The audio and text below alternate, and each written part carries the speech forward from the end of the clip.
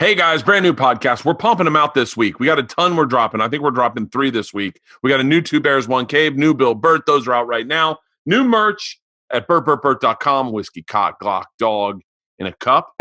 Get 5 for 15, I think is the deal. And then new shirt, whiskey, cock, Glock, dog.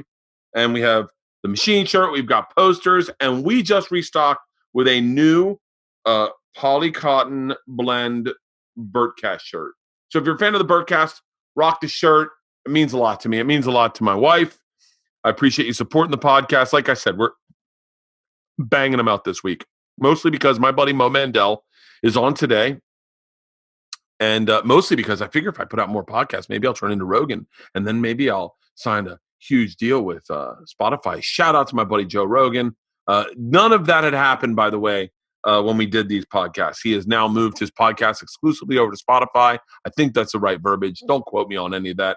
But shout out to Rogan doing big things, big fucking things in this podcasting game. You got to fucking tip your hat, and I will. Boom. That's a machine hat. Yeah, baby. Part of the reason I tell the machine story is because on his fucking podcast, I told that for a fucking story, 9 years ago? And he said, you have to tell that story. And that was the beginning of that podcast where people were showing up at shows. It was amazing. So amazing to be a part, even just in the smallest way that we are, of something to see it and see it be what it is today. To have been there 9 years ago with him and Red Band in his office, in his house, with fleshlights, fucking floor to ceiling, smoking weed, drinking Heinekens, and giggling hardcore before I knew Joey Diaz. I mean, I look back and I think to myself, fucking congratulations, Joe. That is fucking next level. Game fucking changing. I am a little floored. Anyway, today's podcast is with Mo Mandel. I've known Mo for longer than I've known Joe, I think. Mo and I did a show called Reality Bites back together. And I had many a drunken conversation before my life was changed by buddies like Mo. We talk about this in the podcast, by buddies like Rogan. And I think we talk about Joe in this podcast. So it's imperative that you know that we did not know he hadn't signed a Spotify deal. We would have talked about it. But before I had my life changed by guys like Rogan and Bert and Segura and Joey and all my friends that kind of said, get away from Travel Channel and stick with podcasting and stick with stand-up and do specials. You're too fucking funny. There was a time where I believed that for me, that television was my path. And I drunkenly absconded, is that the right word? Mo Mandel on the patio of the store. We talk about that and told him what he should do. This is what I think you should do. I got so many ideas with basic cable television. Be a basic cable superstar is what I said drunkenly, probably. Anyway, he fucking took my lead. He sold many a show. But more importantly, Small Town Throwdown is his new show. It is airing tonight on Discovery. Tonight at 10 p.m., if I'm not mistaken. It's called Small Town Throwdown. It's a great premise of a show. Something I wish I had been part of when I was making these television shows. What's that? Eastern, 10 p.m. Eastern. 10 p.m. Eastern, right. 10 p.m. Eastern. So whatever that means for when you just go to Small Town Throwdown. What he does is he goes to towns that have been labeled something like the drunkest town in America or the most boring town in America. He then explores that town and proves that moniker wrong or right, for all I know. I haven't seen the show yet. It airs tonight. I will be watching it. And I want you to watch it too. He's a great comedian. And we have a great conversation about something a lot of comics don't talk enough about. And that is like, there's a lot of confusion in this business of like, when's it going to happen for me? Or maybe I'm not funny, or maybe all these things. There's all these like queries. I was thinking a lot about this conversation after. And this is what I used to say to myself. My wife had a friend named Brooke who had a house. They owned a house. My wife and I just had Georgia, and we were over there for a play date. And I remember I spent the whole time at that house going, how did they buy a house? Like, how do someone get a house? Like, the idea that someone could have a house was so foreign to me. Like, it was almost like remember when you were a kid and you heard that, like, I remember hearing Scott Bobier's brother didn't go to class. He just had sex with his girlfriend. And I was like, what? I was like, your brother skipped class and just had sex with a girl all day? And he was like, yeah, man, college is going to be awesome. And I was like, oh my God. And then when you go to college and you're like, oh yeah, but it's my girlfriend. I mean, it's not just some, it's like, yeah, anyone can have sex with their girlfriend. We have that conversation here on this podcast. Mo's just asking about when's it going to happen, or when did you know that it happened, or I forget what the conversation is, but it's a great conversation that I think a lot of comics wonder about. I know I always wondered about, but maybe not enough of us have. I do a lot of that on this podcast. And by the way, I'm obsessed with comedy. I'm obsessed with stand-up comedy. It's my biggest love of my life. I'm ready to get back on the road. Secret time. I'm working on some big things. So I don't know if it's going to happen. And if it is, it's going to be bizarre. And if it's bizarre, it's going to be fun. And if it's fun and bizarre, know that I'm filming it. It's going on YouTube or a network, whatever. Anyway, but it's a great conversation. It's a great podcast. We went a lot longer than I thought we would. I usually keep these to like an hour and a half because my back starts hurting from this chair. But I think we went for like 2 hours. Am I right, Halston? Yeah. So I hope you guys enjoy it. Check out Small Town Showdown tonight on Discovery at 10 p.m. Eastern Time. Ladies and gentlemen, without further ado, producer, actor, host, comedian, and I think podcaster as well, Mo Mandel.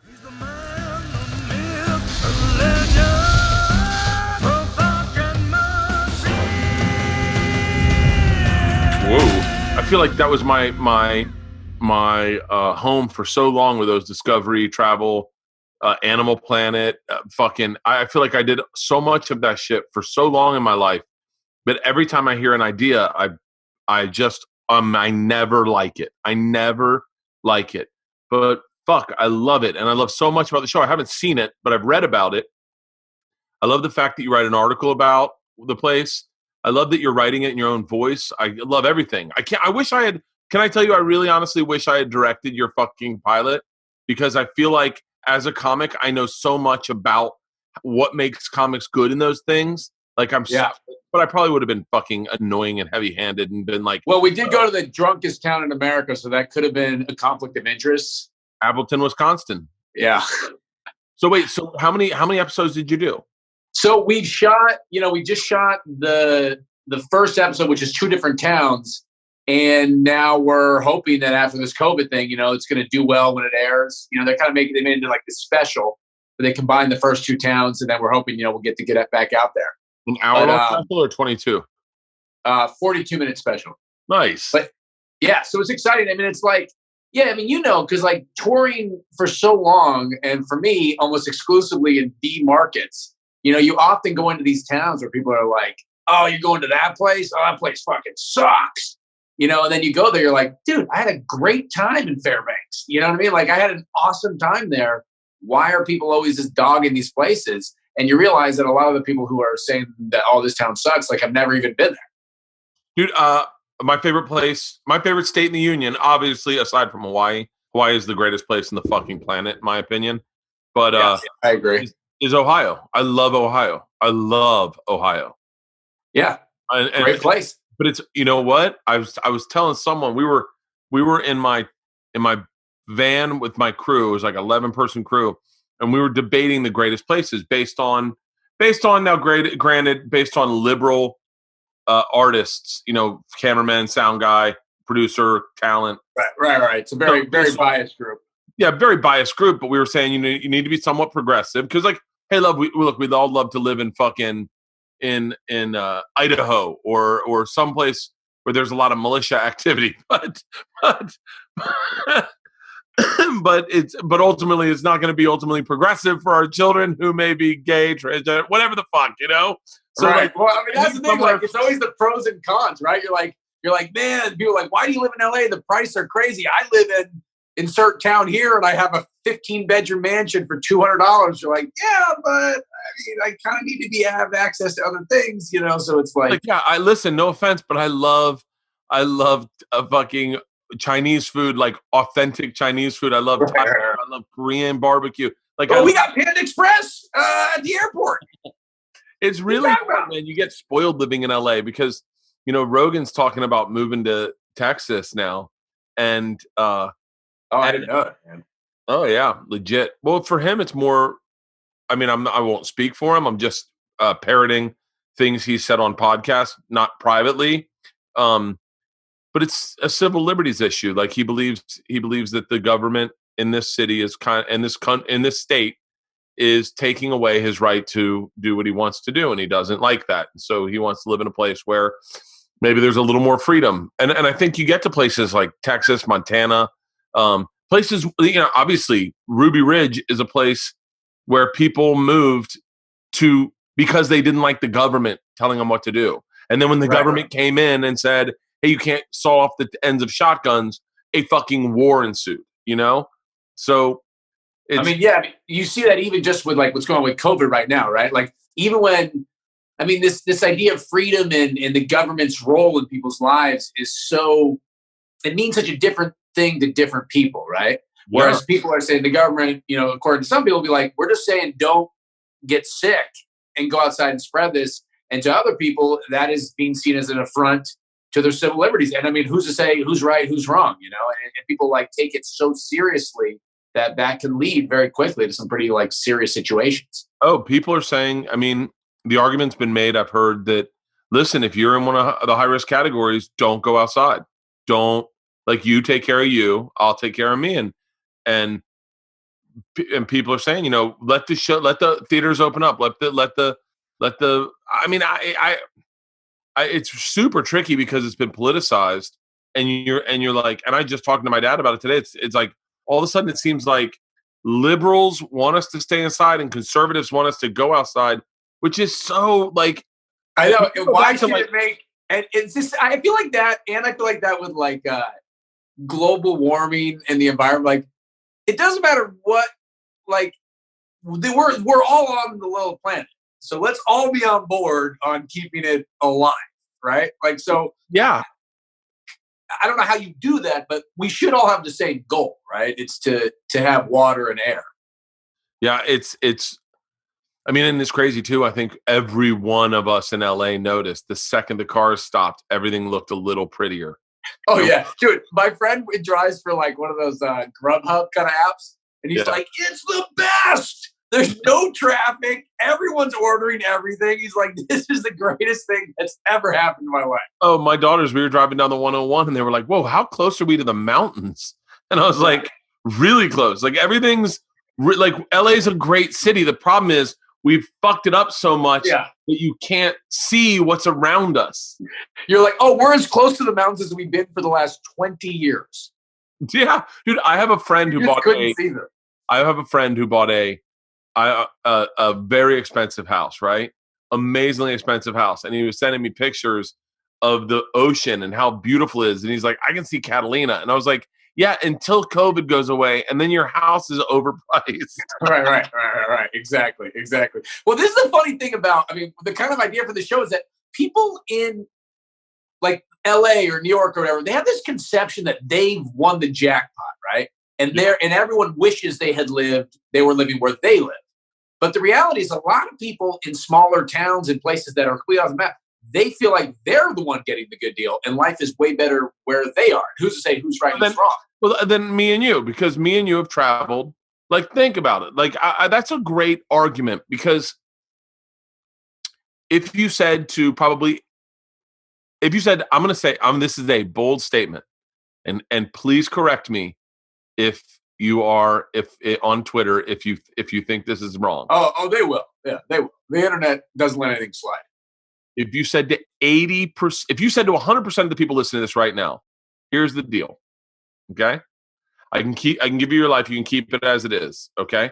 Or we can go in a time machine and to when you were like 20 years old, and we can re-roll the dice, and you could possibly make millions of dollars and live in LA, or we can give you exactly what you got, or we can just go back and roll the dice at 20, and you could make millions of dollars and live in LA and be Tom Segura, where you have a fucking great house, you got a great family, your kids, and you got tons of money, you have a thriving career, 5 Netflix specials, 6 Netflix specials, a thriving podcast. What would you take? I think, aside from the fact that people would have to be Tom Segura, I think a lot of people would go back and roll the dice one time. And now if you said it to me and you, who live the life, I think we're the ones where we go, I don't know, man, it would be nice to like maybe have lived in a small town and started a company and had a family around you, like have a group of people around you that you love and you take care of. And you know, your one drama is with the guy who wants to open the cement factory next to your business and you got to deal with that shit. And, you know? Right. Well, I mean, that's exactly where the idea for this show came from. I was reading this article where one time this reporter, it's 2015, and I'm not going to say the newspaper, but he wrote it in like a big national newspaper, right? And he just randomly declared that Red Lake Falls, Minnesota was the worst place to live in America. And he was going off like statistics, right? And the town figured out that this asshole had never even been there. And so they petitioned the Post to send this guy there. And when he came, they made it their mission to like show him every awesome thing about the town. And this is true, that he not only wrote a retraction, he moved his family to Red Lake Falls and still lives there. Like that's how much he was impressed by how fucking great this town is.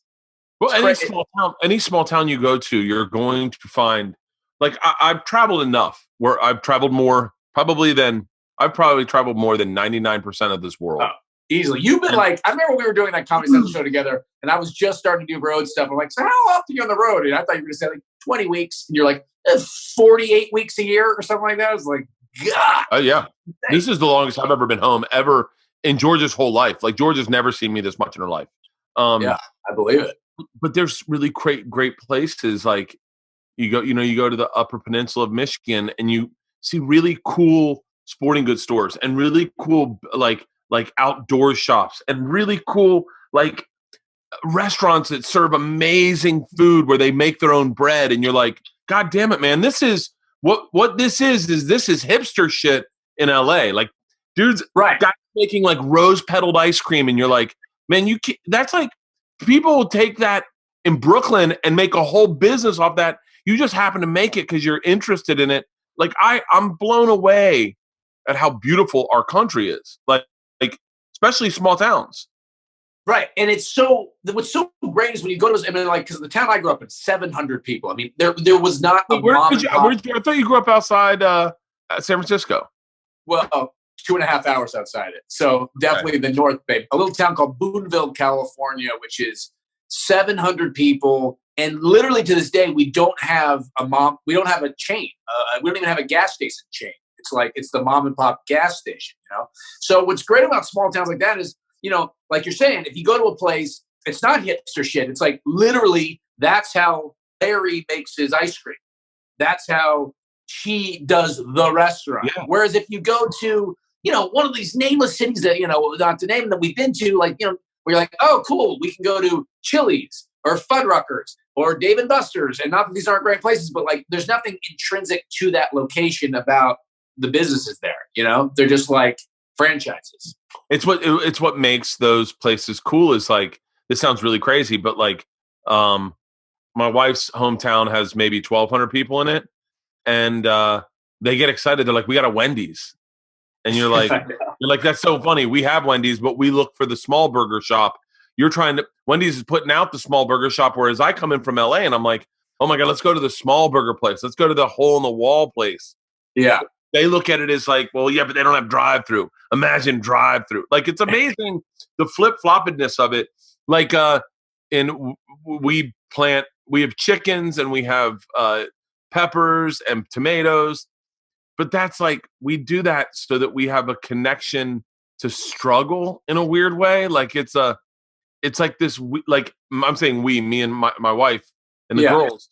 And in my wife's hometown, they have it, but it's just that's how they get their tomatoes. Like, well, it's also just like, well, why you would be an idiot not to have it? Like you have all this land. Why are you not like growing up? I would go. That was my job. Where I'd go get the chicken eggs. Get the eggs for breakfast. Like you have the land, so if you're not doing that, it's wasteful. I mean, you why not grow your own vegetables? It's like it is this kind of beautiful thing that I'm so disconnected to in my life now. And I think everywhere. I remember I used to have this girlfriend in LA who was from a tiny town in Maine, and one time we were sitting out at the Griddle on Sunset and she was like, isn't it amazing that, we both started out in these small towns and now we're in LA. We really made it. I go, okay, we're eating breakfast outside. That's a fucking Chevron. That's a Rite Aid.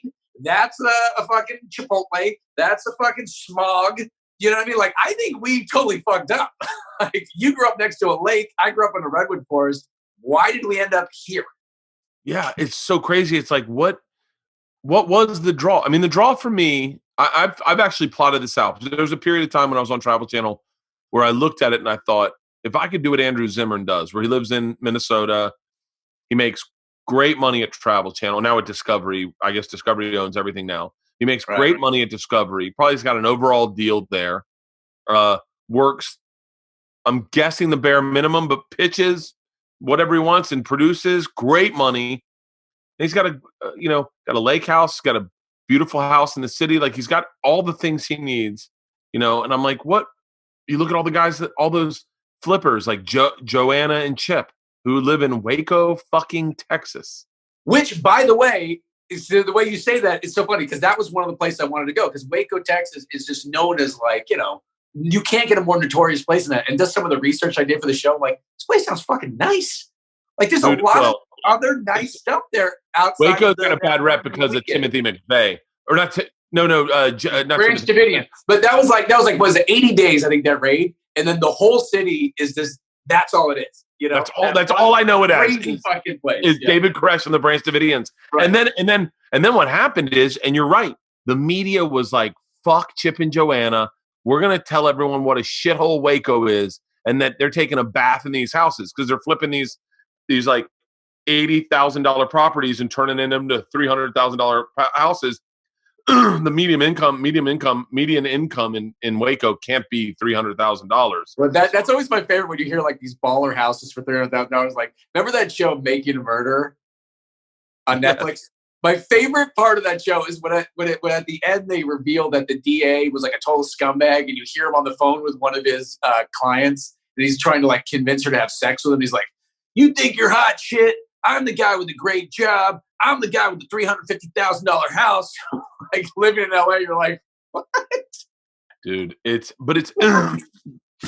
it's where I'd love to have a fuck, especially now when this whole COVID shit breaks down. You're like, I would love to have a place in Waco where I have tons of land and I can have a motorcycle and fucking make a little dirt bike track and shoot shotguns and fly my drone and like just and have a whole gymnasium that's a warehouse that I work out in the morning and do a killer workout, and then I have a whole gym, another building that's like I have a compound. I would love that. I mean, what wouldn't you want to be the next? You want to be the next David Koresh of Waco, but like in a more positive compound kind of way.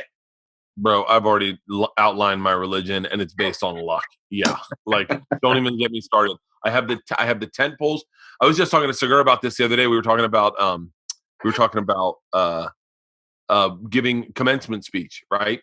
Yeah. We give commencement speeches, and I was like, he was like, well, what are your three pillars of like things you hold precious? And I went, humility, luck, and I think it was humility, luck, and selfishness. And he was like, what? Yeah, connect the dots on that one. So yeah, I definitely. Wait, break. Can you, as one of your disciples, help me understand that. What does that mean? Humility and selfishness. Where do the two of those connect? Well, it's very simple. And by the way, there is a huge flaw in this that I will not point out. I'll let you discover. And if you can't discover, then you just are part of this religion. Okay, good. Humility was given to me by my dad. I didn't come by it naturally. I was not a humble person growing up.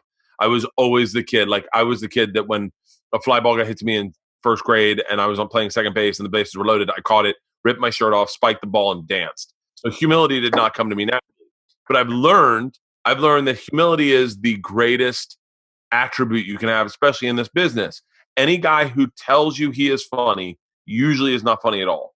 The guys who are the funniest usually don't bring it up at all, and you've never heard them say, I'm very funny, once. And they definitely don't brag. They don't tell you about how much money they make and all the fucking things.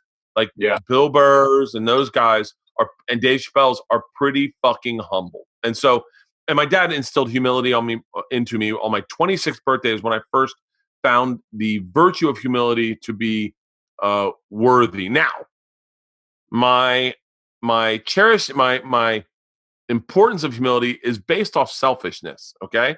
Now, if I found that being humble did not pay dividends to me, I wouldn't be humble. If a perfect example. So this is kind of like Ayn Rand, I think, a little bit. By the way, I started reading The Fountainhead, and I was like, wait, this Keating guy sounds like he's got it figured out. Like, I don't know why everyone's slamming him. Right. I Right. only do things that benefit me.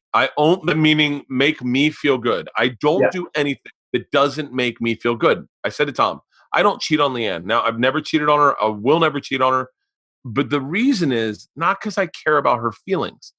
The reason is I want her in my life and I like her. So it benefits me not to cheat on her. I don't do it because I don't not do it because it would hurt her. I do it because it makes me feel good. It would hurt you. It would hurt me to cheat on her. Like, it would fuck me up. Well, this is like I remember reading, like, just in one of the actual classes I remember from school, is they were talking about like real altruism in the natural world might not really exist.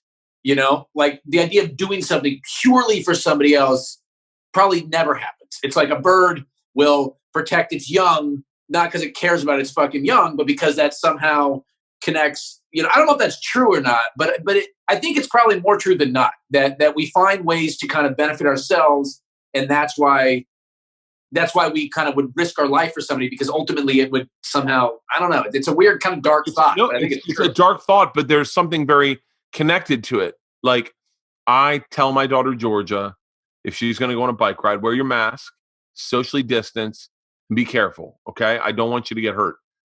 I don't give a fuck if she gets hurt. I just know for a fact that if she died, I would no longer be able to exist. I would be gone. No one would speak to me ever again if something were to happen to that child.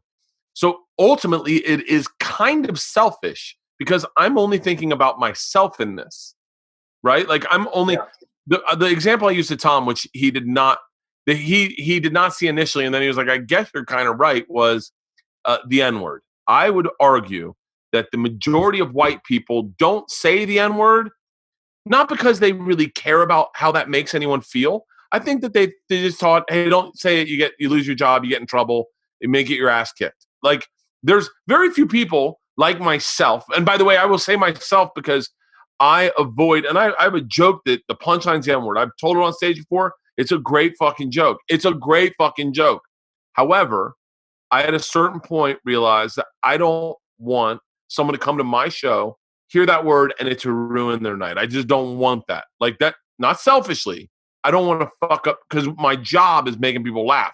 My job is, I don't want anyone to feel dehumanized in my show. It happens, of course. But like, since altruistically, that's why I try to avoid the word, sort of like the M word or the R word. I try to avoid those words just only because I don't want a person at a point in their life where they go, I'm going through some shit. I want to get elevated and come to a comedy show. That's Bert's job. This is going to be great.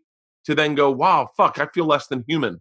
And that, it's not like it does. Like, but also, just to kind of throw some out there, like, I think, because I'm with you as well. And sometimes I'll be like, I know a joke I'm doing isn't actually offensive. And I know it's actually a smart statement about this, but I'm realizing it's getting misunderstood enough that it's not worth doing, because I, as a practitioner, have failed at making it crystal clear what I'm saying.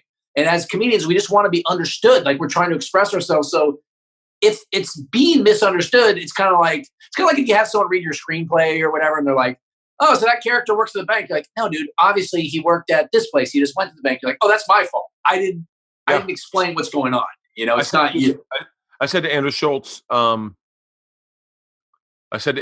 told him. Can I tell you, I had a weird dream that I was in a fist fight with him out of nowhere the other night. Not like we were about to do like a UFC fight against each other. And I was like, I woke up like, I have nothing but love for that guy. I barely even know him. Why the fuck did I do why I was about to do a UFC throwdown with this guy? It was so funny. Grab a water. I had a dream that me and Seth Rogen were cops last night.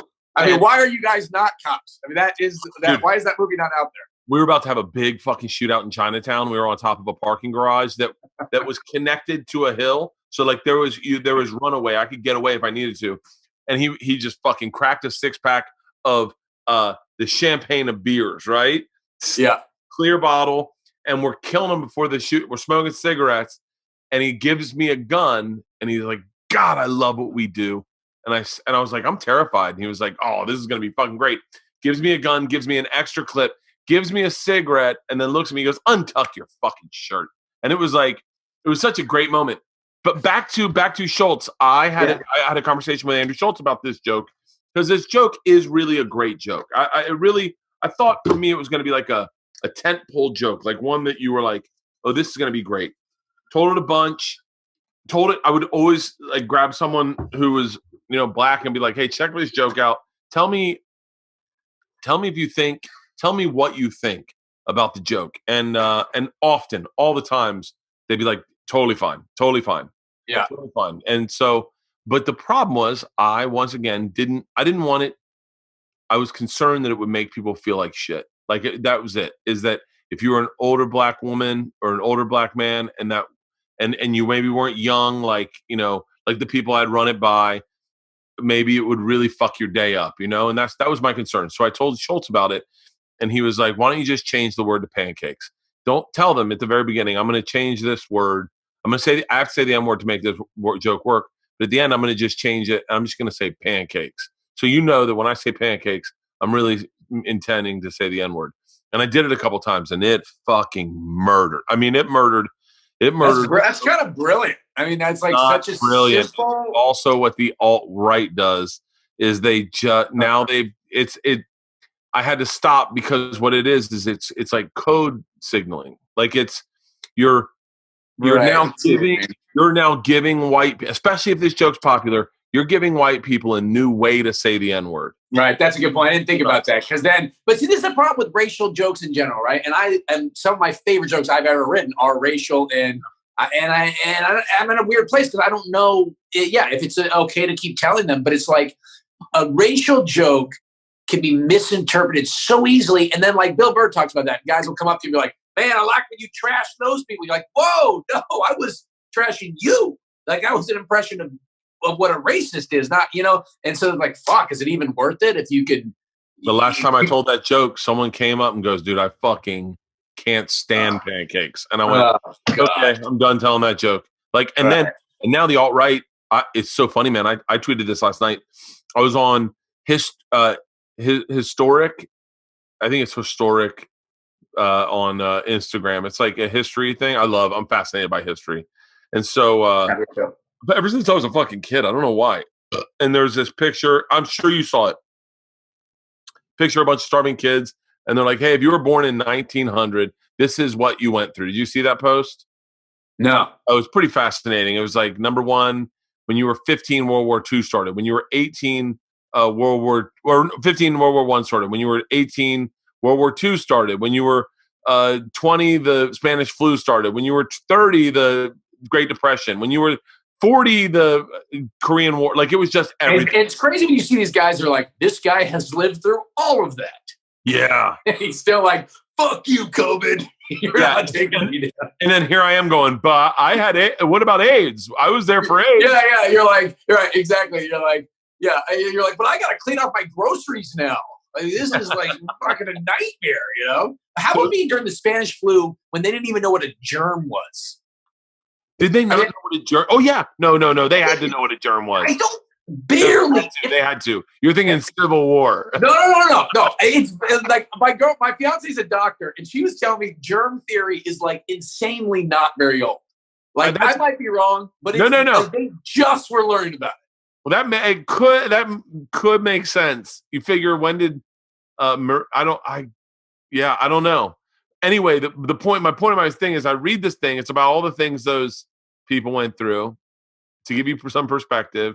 And then, of course, no matter how fucking smart you are, the internet will always find a way to just trash you.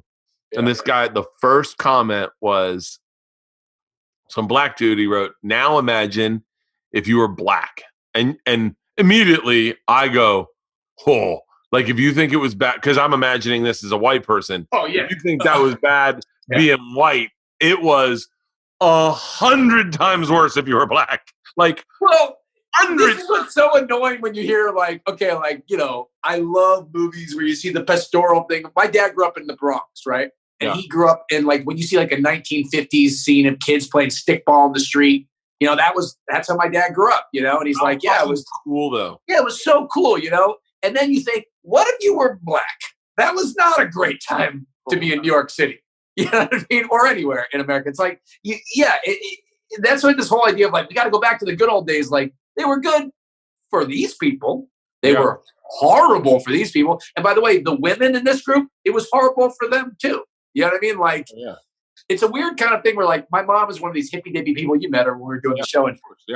And she's great. I love her. But she has this sort of like optimistic idea about what life used to be like, where she'd be like, can you believe what's going on now? And God, can you believe what's going on? I'm like, Mom, this is the best time to be alive in the history of history. Like, for almost everybody, you know, it's not like if you look back at what was going on during the Inquisition, it was like a pretty good time. No, it was like, it was pretty fucked up. And we're kind of slowly getting slightly less fucked up. Yeah, it's not bad. Just to close this out, that guy wrote, now imagine if you're black. And then this is where I was so confused. The next comment was, that's the problem with you joggers. You guys are all, and I was like, did this moronic racist, did he get spell corrected? He tried to write the N-word, and it was like, you must mean joggers. And then I found out last night that is a code. That's pancake. Yeah, that's pancake because of that young kid that was shot trying to go jogging. And Dude, then, I mean, that's so fucked up, man. That is like a perfect parallel of what you're talking about. It's a perfect parallel. And so I was like, well, I'm not using pancakes. I'm not, you know what? And then you just go, I'm not telling the joke. It's a good joke. Every now and then I'll tell the story maybe on a podcast. I'll use the N word. Fuck it. But like, I'm not gonna like, it's not worth it for me to go out every single night, tell a story that could fuck. It fucking sucks. But it doesn't suck enough. It doesn't suck worse than being called the N word. No, absolutely not. No, that is easily true. Yeah. Well, dude, speaking of the internet about this, somebody, I think he was a pastor in Florida. I didn't watch it, but I just saw like a little thing when I was going, this genius. He went jogging with his shirt off, holding a TV, white guy, just to prove how utterly fucking double standard people are. No one fucked with him. No one bothered him at all. Wait, how far was he running and what was his pace? That's impressive. That's super impressive. Yeah, I mean, that should maybe be like a new like Olympic sport. I don't know. I got to look it up, but I just thought like that's genius because no one probably thought that guy probably just robbed a house. They're probably like, hey, he's doing some CrossFit involving a Samsung. That's so funny. I'll tell you right now, my friend lost their cat. My friend's black, lost his cat. This was when I was turning 40, and I happened to not be drinking for like a month leading up to my 40th birthday. So I wanted to treat myself, you know, I wanted it to be fun. Yeah. So leading up to that month, my friend called me and said, hey man, I lost my cat. Can you help me find my cat? And I went, what? Excuse me? Like it's like fucking 10 at night. I'm not going to look for your cat with you. It was a dog. I'm sorry. It was a dog. And he was makes like, it slightly more acceptable, honestly. Yeah. And yeah, it does actually make it more acceptable. And I was like, I'm not going to go. And he's like, I can't. And I was like, what do you mean you can't? And he goes, I can't go around our neighborhood with a like calling out a fucking, I just can't. Yeah, and I want to say this is around when the Trayvon Martin shit was happening. I can't remember totally, but like around that time I was turning 40, whenever that was. So, and I went out and I looked for this guy's dog and then the dog ended up going home, but it was like, the dog ended up at home. But yeah, there's certain things. It's like when you talk about, and I think you were probably raised definitely understanding, not understanding privilege the way that we understand it now, but understanding, you know, struggle or what it's like. Your parents were very, your mom. No, my parents aren't very liberal, but I will say this, like, I absolutely grew up around very specific, like I grew up in Northern California. So it was like all white people and Mexican immigrants. Like that was it. That was the only people living. We had the only black kids in our school were kids who were from like Oakland who live at this group home in town. Really? I mean, that's just a fact, you know? And so you can't help but feel like, I mean, you just are ignorant, right? I remember when I went to Santa Barbara for college, that was the first time I was around like just Asian people and black people on a regular basis, you know? And you just can't help but just be that guy who's like asking people about hip hop for no fucking reason. I mean, you're just an idiot. But it's everyone, because people will come to me and talk to me about Jewish shit on the road. I'm like, fuck, do I give a shit that you went to a damn bar mitzvah one time? I don't give a fuck. I wasn't talking about that. Like, why are you telling me that? And it's the same annoying thing that everyone does. But it's people trying to connect. It's people trying to connect. Like when you go, not just white people though. Black people do it too. I used to date this black girl from the Bahamas, and I went over to the Bahamas, and her grandma was fucking talking about random fucking Jewish and white shit. I'm like, what the fuck are you talking to me about? I'm dating your granddaughter. Let's talk about her. Like, what is going on? I was saying this something the other day. I go, you're trying to connect, and it comes off wrong. I remember I had a joke about it. I was making fajitas one time, and our maintenance man Mario walked in, and I went, "Hey Mario, I'm making fajitas." Like, what did I think he was gonna say? Like, he's gonna be like, "Pierce your daughter's ears, crack her with a fertilizer." Yeah, and it is someone trying to connect, and you're like, you get punished for it, and maybe rightfully so. When you say like, what did I just saw somewhere in a movie, someone goes, "So where are you from?" And the person goes, "San Francisco." And he goes, "Come on, you know what I meant." I mean, I know. It's so crazy, man. It's like, but fuck, dude. Look, this is where humility comes in. We're all guilty of like just prejudices and just small-minded thinking. Yeah. And I actually had this really interesting thing that just happened to me last night, right? So I'm writing this the screenplay, right? And I'm sending it to people to get their thoughts. And like little things I would have never thought about. People, like, I have this black character who's an angry black dude named Jerome. And a few black guys who have read it and one white guy are like, "Really, dude, you're going to call the black guy Jerome? Like, just give him a regular name." Like, I didn't know that was not a regular name. I didn't even realize that was like a cliche, angry old black guy name. And I'm like, I never thought that. And then they go, "Also, I couldn't tell." And then this guy who's a straight dude said, a straight black dude. He goes, "Also, I couldn't tell that kid was gay. Why don't you describe him as effeminate?" I go, "No, because then a gay dude's going to read it and go, we're not all effeminate." You know what I mean? It's like everyone of every group doesn't understand the other groups. You know, it's like, it's so fucking complex. Dude, you want to hear something fucking horrific? I love admitting things sometimes, and I don't think enough people admit things. Like, you'll be laying in bed. I was reading. I'm obsessed with the fucking Michael Jordan documentary, and I'm also obsessed with whatever's going on with Tekashi 6ix9ine. Like, those are the two things. Dude, I could talk Tekashi for a fucking year. I am obsessed with that kid. I'm fascinated. I was fascinated. The first time I ever saw him was when he got into that fight outside the LAX.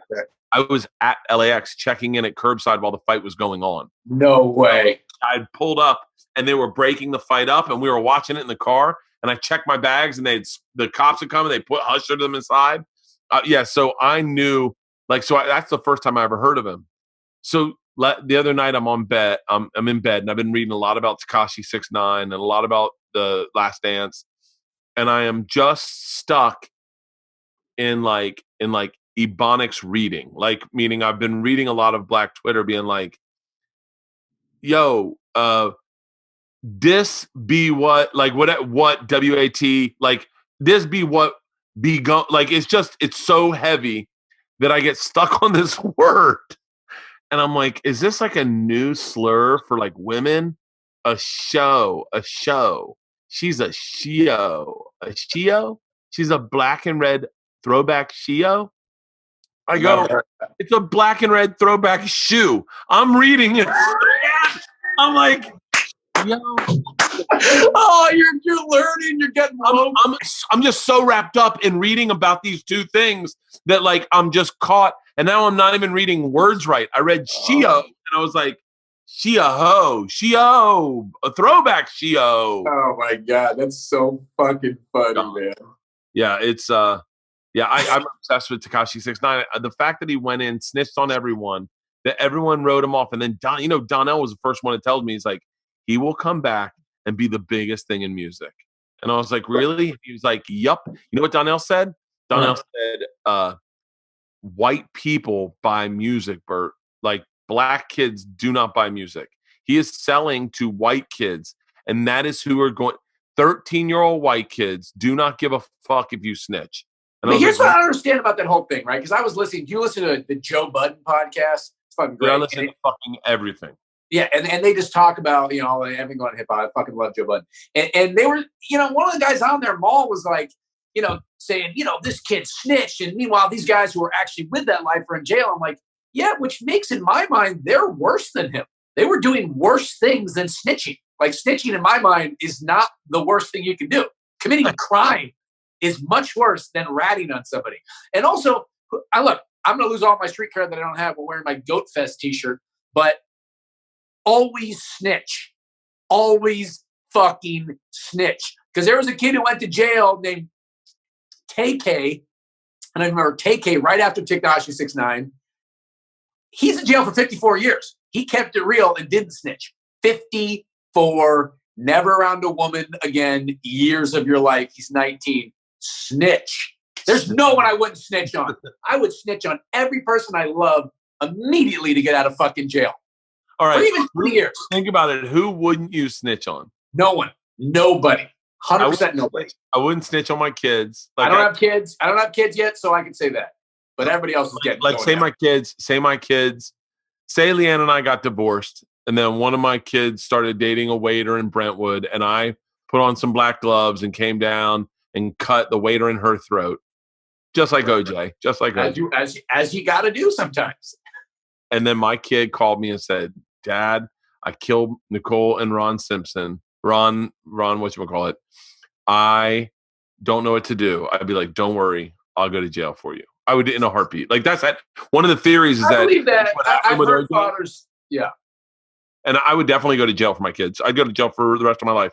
If my kids did something horrible and they fucked up, and I knew that I could go to jail and take the blame for it. And I knew that it wasn't like something like, I've been molesting kids, Dad. I'd be like, well, we need to get you help. Like, right. Like, it's not like, because that's a weird thing with, like, I again, on these, like, crazy podcasts, like, they interview, like, rappers, stuff. They're like, what if you live near a serial killer? They're like, wouldn't snitch. I'm like, so you're cool with them just killing other people? Like, no, their theory is they would deal with it. By the way, I really do think the hip hop community's view on snitching is a tad bit one-sided. I like idiotic. It's the dumbest thing I've ever heard. Yeah, I mean, I've snitched so quickly on people. I was telling someone the other day, I was like, when we were freshmen in college, our first summer, me and Jeff Hartley, the cops raided our room and we had beer, and they took the beer, and that's it. They didn't arrest us. They just took the beer out of our hotel room. We're like, well, we lost a case of beer.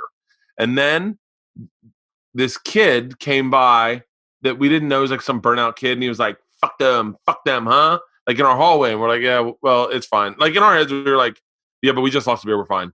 Then the cops came back and arrested me, Jeff, and this kid.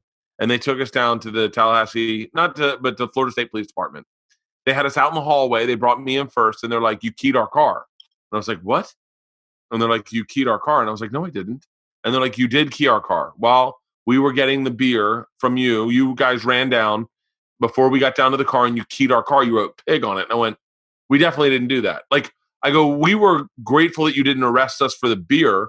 And they're like, now you're definitely arrested for the beer, and you're arrested for keying our car. And I was like, hold on.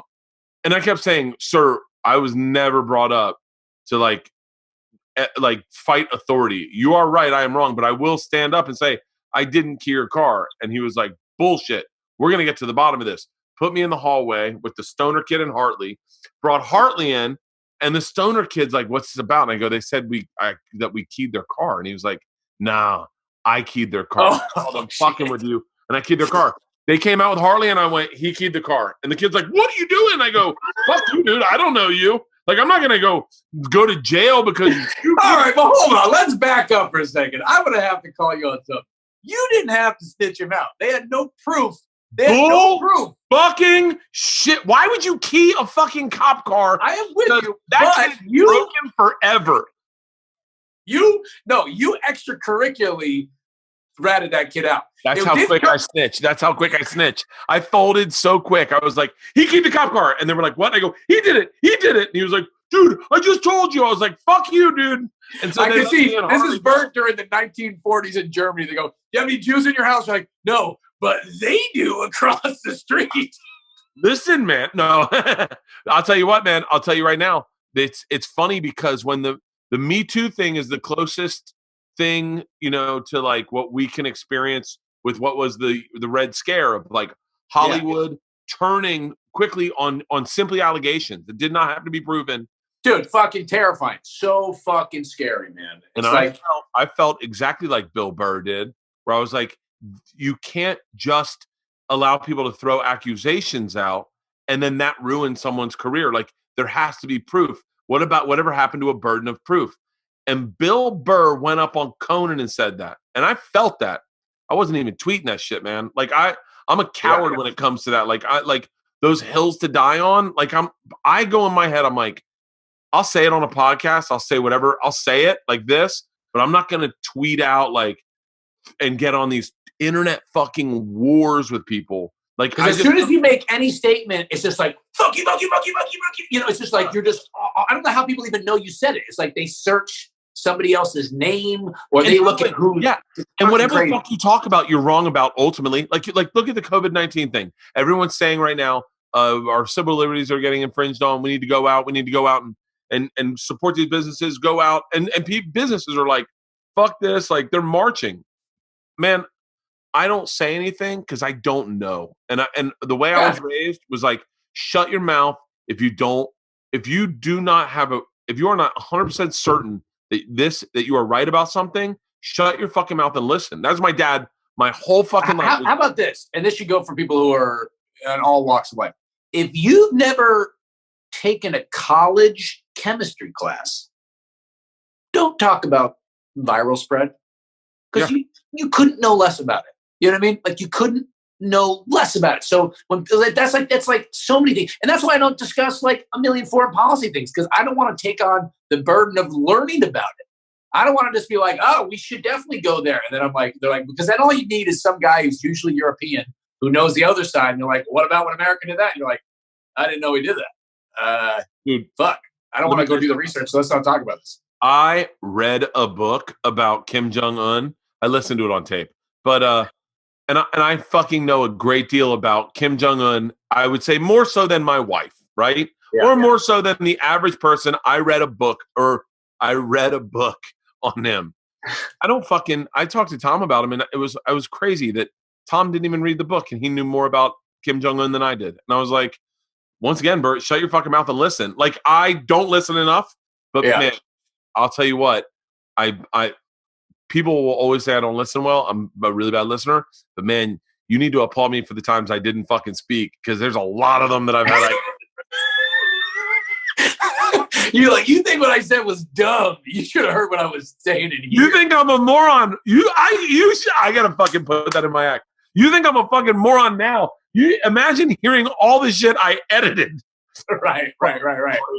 No, it's so true, man. And goddamn, the times that there's nothing worse than getting in a heated discussion with somebody and then realizing midway through, like, I have no idea if I believe in my own argument. And you're like midway through, like throwing down, this is when you're like, fuck, I'm wrong, but I can't back out of this argument now. You should hear the stuff I don't say and edit out. I'm just recently started writing again. I've had a really hard time with creativity.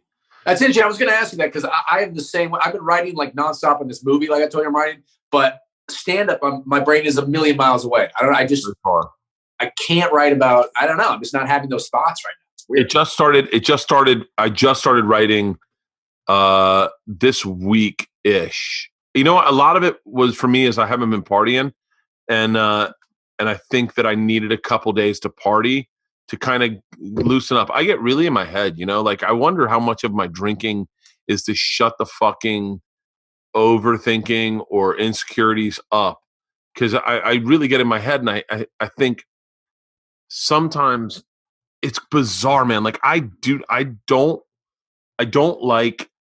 love being hungover. Like, it's crazy. I think my blood sugar goes off, and I think differently. I think quicker. I think bizarrer. Like, and I'm not hungover. I haven't drank this week, but like sometimes when I'm hungover, my brain will hear things differently. Like I was at a party, not a party, but it was me and my sisters, and someone used the word also. but they used it. It was interesting. I misheard the use of the word also. So like they were saying this guy was this, and this. Also, he was a racist. But I heard it is inclusive of like he was also a racist. Like we're all racist. He's also a racist. And I was like, what a fucking bold statement to think that I'm racist just because I'm white. And then I was like, but I love mishearing things. I mishear things all. Oh, that is so fucking funny. Also, yeah. but I just recently started writing again where I'm thinking funny. And I think I was dealing with a little bit with depression. You know, I mean, I all of a sudden we go into the fucking lockdown. My special airs. I can't do any press for it. So that kind of shuts me down. I have no insights on how it's performing because it's Netflix. I'm not in public. No one's recognizing me to say, like when my last special aired, I was walking in the streets of New York and I got stopped every 10 feet. Like, dude, the machine. It was like crazy. So there was like a payout. And then you go in and do press and everyone you were interacting. You get like a barometer like of what's going on. Yeah. And you're on the front page of Netflix, man. Everyone knows who the fuck you are. Dude, I mean, I was actually just kind of talking to my fiance, who's in the other room before I did this. And she knew who you were. And I said, yeah, because I go, yeah, he's the guy on Netflix with his shirt off. She goes, oh, yeah, I see that guy all the time. And then I had to explain, like, oh, I've known Bert, 15 years or whatever it is. And it's like, man, like, you have become so famous and just beloved. And as guys have Theo have and Tom Segura, but you and Theo I've known for so long, it's kind of like, it's amazing to see, and I really appreciate you having me on the podcast, and you're still such a supportive, nice guy. But it's like, it's kind of interesting. You go to the Comedy Store, and obviously Rogan's on this fucking godlike level, but like you hanging around with guys like you and Rogan, it's like, and everybody feels like peers because comics have this natural humility. And then you're like, oh no, that guy's like crazy famous. Like that guy is like, people dress up like that dude for Halloween, and how do you get that around your head? Like, is it weird? Does it feel different when people are stopping you in the street, or you're like, this is what I was trying to get? Or do you just feel like, this is just a part of something? I don't know.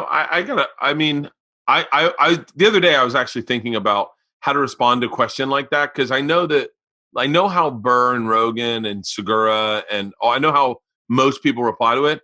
For whatever reason, as a comic, I always try to reply from a very honest, vulnerable place where I really think about it. I guess ultimately the short answer would be, I guess that you don't let that register in your life about how you feel about yourself when you wake up and like you look at it doesn't really register that often is the right answer to say. But the truth is, it feels fucking really good. Like it feels really good when I was saying to someone the other day, like I still get very moved when someone takes the time to do like a fan piece of art. Like I get so excited about that shit. Like when dude, it's incredible. It's incredible. And it must be something that after a while, like hopefully you never learn to take for granted. But it's like somebody is so moved by something because here's where I and I didn't mean to cut you off what you were saying, but it's such an interesting thing with the comedy evolution, and I'm on a different side of it, and I'm like, we all try to figure out how to be funny, right? And then we think, okay, if people could see that I'm funny, they'll put me on that TV show, right? And then you put that in your TV show because I'm funny.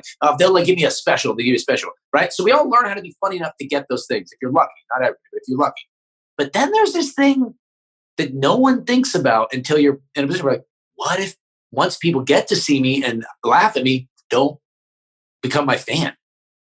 What if I'm not whatever it is that gravitates an audience, And these are dark thoughts that I have now where I'm like, I've been doing this 15 years. Pretty fucking funny, I think. Like I go up on stage in the best club in the world and I get laughs but like, where's the fan base? What am I, where is that? And Woody Allen's one of my favorite, stand-ups from back when he was in. He did a book about it. I also listened to the audio, but he was talking about there's this indefinable quality of whether or not people will embrace you or not. And there's nothing you can do about it. It's like either it exists or it doesn't. And unfortunately, you won't know if it exists or it doesn't until you put in all the legwork to get to the place where people are actually seeing you. you know? And it doesn't mean it never will. It just means something you have to just wait. What can you do? You know? I mean, take a look at my career. I was like you were thinking. I was at a place going like, so maybe like every project I'd ever done failed, like every one of them. And I could still work. Like I did Travel Channel. I did Birth Conquer over 2 seasons. First season went great, but no one really told you that. Like now I know it did well. It did well, but no one really celebrated because we had a change of presidents, and then we did a second season, and then they canceled it, and then changed presidents, and they brought me back, and my shows were always low rated, but they did well in ad sales, and people liked me. So I was like, I learned to be very likable and friendly and get jobs that way. But all those shows tanked, and then they kept tanking, but I kept working, and I just was like, oh, it's because I'm a nice guy. Like I'm not really all that talented, but I'm a very nice guy. And I would just keep being a nice guy. And my stand-up, I killed in clubs, but I was like, I guess I'm not that original. Like maybe I don't know. Like I'm murdering. I think Right. and I know Tom is probably my best friend. Tom was always saying like, God, you're so fucking funny. And I was like, he's not saying that. He wouldn't say that if he didn't mean it. Right. Ian Bagg wouldn't say it if he didn't mean it. And I was like, and the club owners wouldn't say it if they mean it, but I guess maybe I'm just derivative. I don't know. And then and I just did my whole career that way, just going, but it's okay. I'm making a living. You don't need to, I said this to Dan Cummins. We said it the other day. We don't all need to be Kevin Hart. We just all need to if I can make a living, I'm comfortable with it. Yeah. And if I can only make a living because I'm a friendly guy and people like working with me and I can also get the job done competently, then I guess what is the difference between maybe that and then like a really good bricklayer? Like ultimately you maybe make more money. It's an easier job. More money and you have more fun. Yeah. I've always kind of thought that, but what did you, I have to ask you then, because obviously I just want to know this for selfish reasons. Did you change something in your performance and in yourself, or was it just things started to people? Because I have the same thing. I'll go into a club, right? And it's kind of depressing for me to tour now because when I first started touring, I was like, okay, I'm going in, I'm murdering. So when Crackers has me back next year, more people will come. No. Didn't happen. Never happens. Doesn't happen. It never happens. I go on bottom top for 10 hours. Yeah. Come back, less people at the show.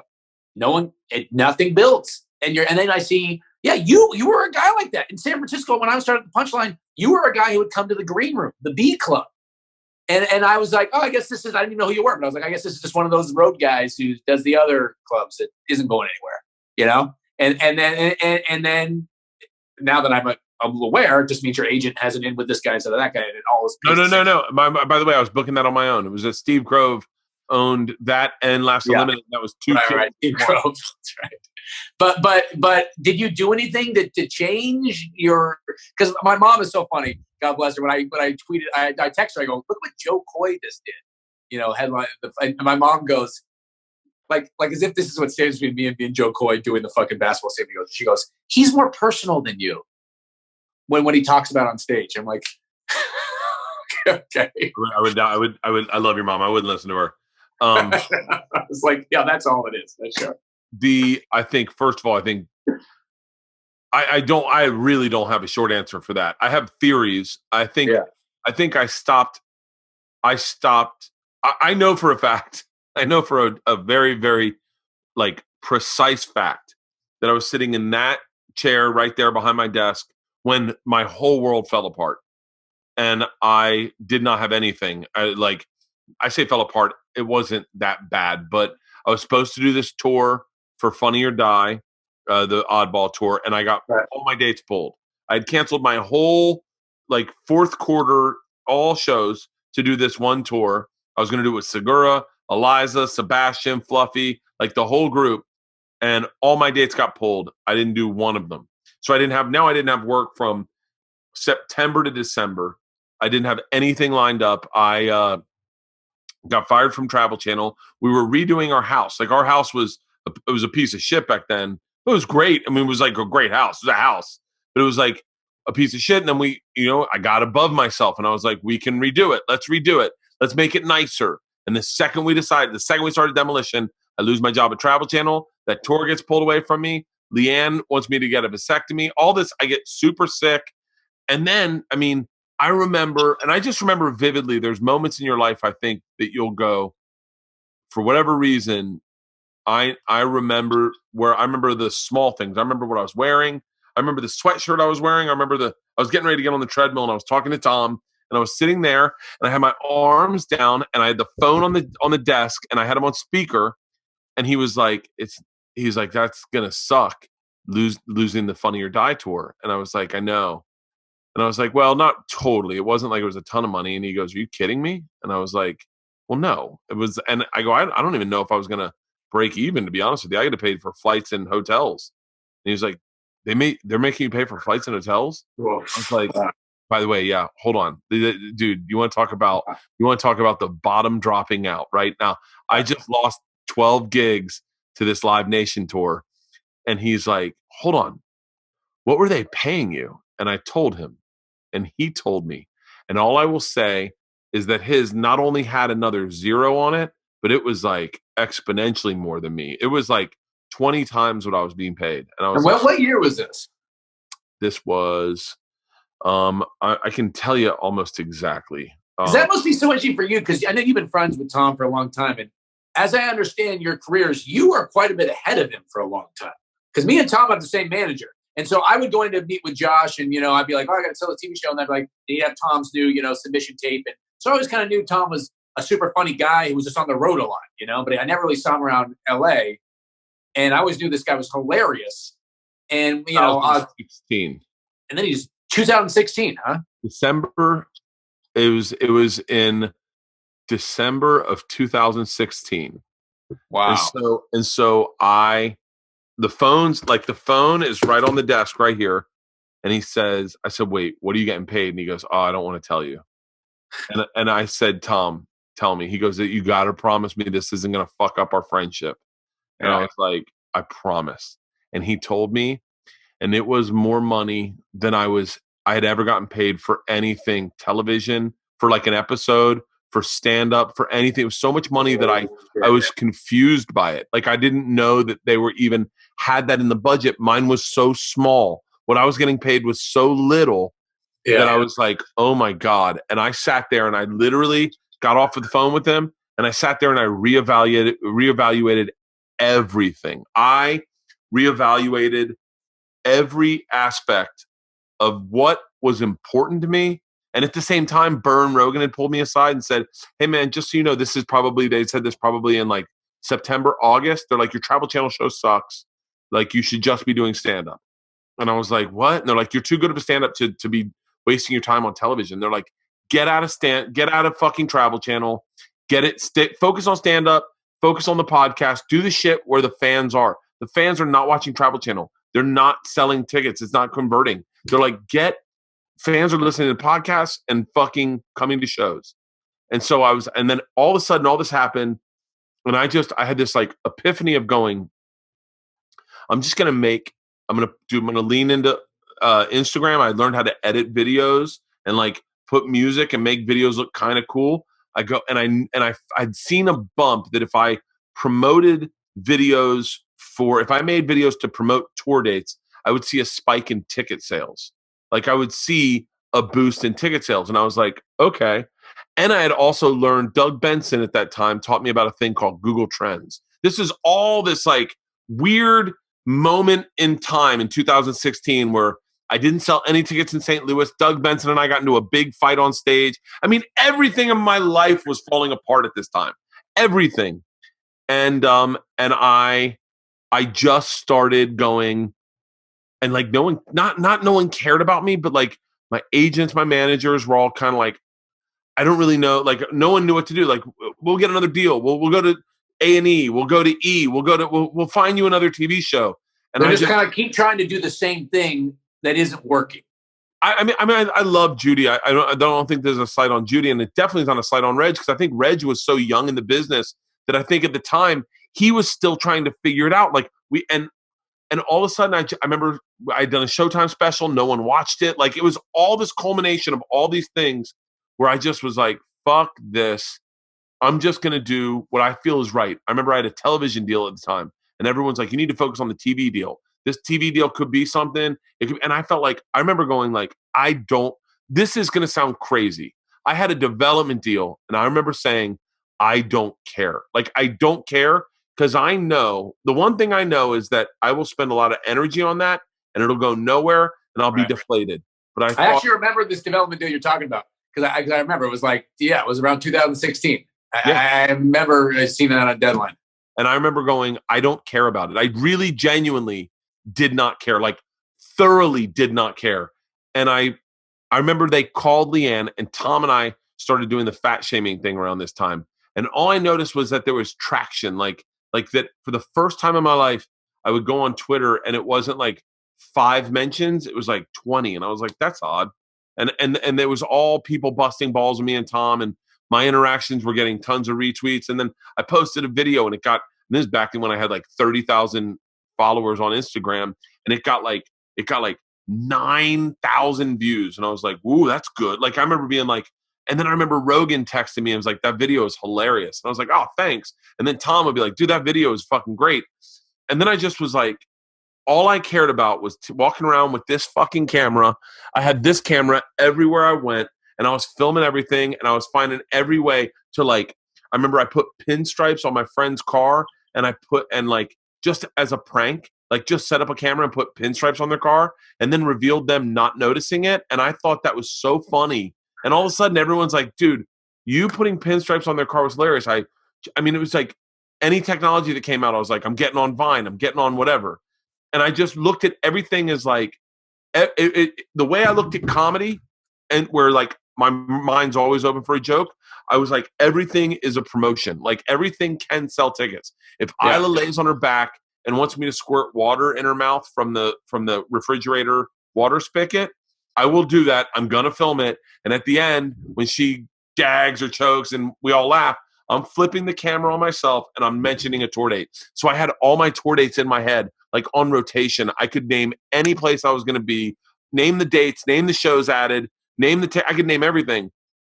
And we did our deadline for the special was sometime in like late December, and it was ramping up. And the weight loss thing was a weight loss challenge that me and Tom decided to do in December that was going to pay off January 1st, 2nd, and 3rd on Rogan's podcast. And Judy and Reg called Leanne and they were like, you need to get Bert to ignore this fucking weight loss shit and focus on this deadline for the pilot. And Leanne's like, you guys don't know Bert. He is obsessed with this weight loss thing. This is all he'll be doing. He does not care. We did the weight loss thing, and on December 28th, my machine story went viral. And all of a sudden, everything spiked at the same time on Google Trends. You can see a huge jump because the machine story is going viral. I'm on Rogan January, I think, 2nd, 3rd, and 4th doing weight loss with Tom. It was like this huge point. I went the next week, and by the way, I will say this: the one thing that has paid dividends for me was just this like real honest perception of either where I am or what I'm going through, and not trying to like write it or script it. For whatever reason, everything that's worked for me has been me being total honest. I remember I had 3 gigs lined up. I had Portland, I had Buffalo, and I had fucking Vinnie Brand's club in Jersey, right? What is that? It's crazy that I know Vinny's name before I can say the club. I know, I'm fucking blanking on it. But yeah, I know exactly. I had 3 gigs lined up. I'll tell you exact fucking numbers. I love exact numbers. They're always so fascinating. Guarantees of $10,000 with $500 bonuses. So a $10,000 guarantee, $500 bonuses. Now, everyone listening to this as a comic will say, Bert, this wasn't the lowest part of your life. And I'll tell you this right now. It was because I knew that my ticket sales based on these 3 shows were going to dictate what the rest of my year looked like. Because I didn't have 1 gig booked after these 3 shows, right? I had tentative lineup, like tentative things. But if these went well, then I knew that I could get a guarantee of $10,000. And that was a lot. That's a lot of fucking money. Okay? I mean, that is for me, where I'm going, that's like, oh, so you were going to do 10 different tours? I mean, that's like a fucking lot. It was so much money for me, but it was based off the fact that everyone thought my Showtime special had been a success, and it had not. So we had booked these dates based off the premise that, you know how you'll soft sell at the clubs? No, his Showtime special did amazing. It's going to be big numbers. You'll see. Everyone else was like $6,000 guarantee, which still is a lot, For the record, as a comic, $6,000 for a weekend is a lot of fucking money. Any comic, there's 98% of the comics that'll take $6,000 in a fucking heartbeat. Oh, yeah. 100%. And guys who you think are fucking stars. Yeah. Like, if you like comedy, they'll fucking really want that $6,000. So I had a bunch of those lined up with Stroop. Like Stroop had guaranteed a bunch at $6,000 versus, not even a versus, I want to say. Or maybe, no, it was $6,000 versus like 65% of the door or something. Really low, but like, and I went to the first weekend I did was at Vinny Brand's club, and it sold out. And I remember going off the Stress Factory. Yeah. Stress Factory. That's right. I did the Stress Factory, and it sold out. And Vinny came back. Jim Florentine was in the back, and he goes, "Dude, you sold the fucking weekend out?" And I was like, No. It's papered. And he was like, "Oh, okay." And then Vinny came back right before the last show, and he was like, "Dude, I got to bonus you." I was like, "What?" And he was like, "I got to give you more than like, I think it was like like $2,500 or whatever, $1,500. He goes, "I got to give you more than that, man. I did great business this week." And he gave me an extra $1,000, and I took 100. I was like, "Wow, that's crazy." Then I went. There's a snowstorm. I sold out Buffalo. And after Buffalo, I was like, I want to renegotiate my deals. I renegotiated all my deals for the rest of the year. And it was like, and all of a sudden in my head, business changed. I was like, fuck TV, fuck everything. My business is podcasts and the internet.